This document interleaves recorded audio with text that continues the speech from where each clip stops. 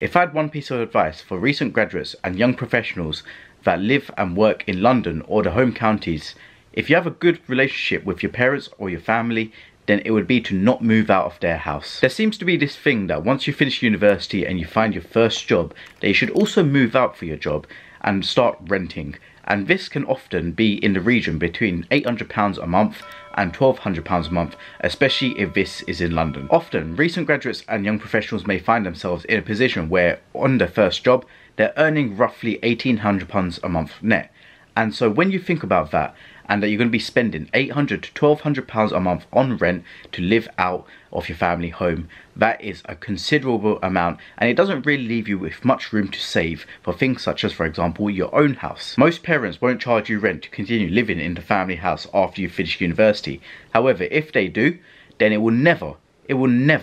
be close to the figure of £800 to £1,200 a month. You could, for example, continue living in your family house, which is close to your workplace and also in a desirable location, and offer, for example, to pay £200 or £300 a month and keep the rest of the money to yourself. If you even take the lower end of this figure, which is £800 a month, and you times that by 12, which is 1 year, then you could be saving £9,600 a year towards a house deposit. And let's say, for example, you wanted a house somewhere in Greater London for £350,000.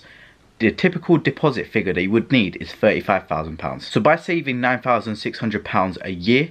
you will have the amount for a house deposit in roughly 4 years, and then maybe just add on a couple more years of working and saving to cover things like the legal fees, the surveying fees, and all those other good stuff. If you're also someone that doesn't mind moving across the country, then hear me out. If you wanted to move to, say, for example, Nottingham, Manchester or Birmingham, 3 major cities in the UK, and you were living at home with your parents or your family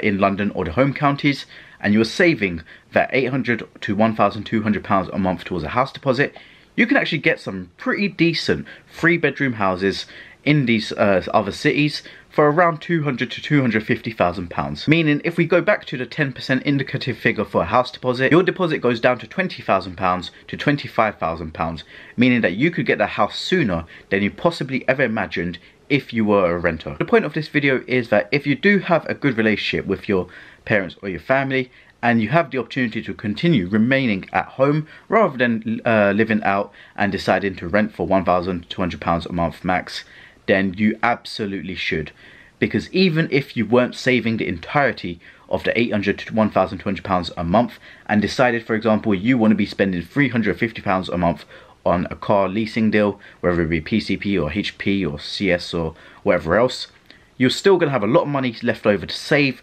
whilst being able to drive a nice car. You get more luxuries by living at home, which does, I think, counteract the fact that you're less free because obviously you don't have as much personal space. At the end of the day, it's a personal decision, so do what works for you best. However, I thought I'd give you my take on it and tell you why recent graduates and young professionals should, if they have a good relationship with their parents or family, and if they're living and working in London or one of the home counties, remain at home rather than moving out and making landlords with 60+ properties rich. For more videos like this, don't forget to like, follow and share.